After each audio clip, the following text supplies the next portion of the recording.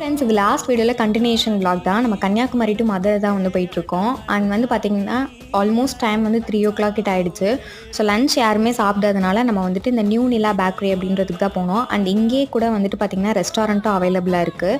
So நம்ம சாப்பிட்றதுக்கு போனோம். பட் ஆனால் அங்கே எல்லாமே ஃபினிஷ் ஆகிடுச்சு. ஆனால் அவங்க வந்துட்டு ஒரு 1/2 hour வெயிட் பண்ணுங்கள், நாங்கள் எல்லாமே ப்ரிப்பேர் பண்ணிடுறோம்னு சொல்லிட்டு ப்ரிப்பேர் பண்ண ஆரம்பித்தாங்க. அண்ட் உண்மையாக சொல்லப்போனால் எல்லாமே ரொம்ப சூப்பராக இருந்துச்சு. அண்ட் ரசம் மெயினாக ரொம்ப சூப்பராக இருந்துச்சு.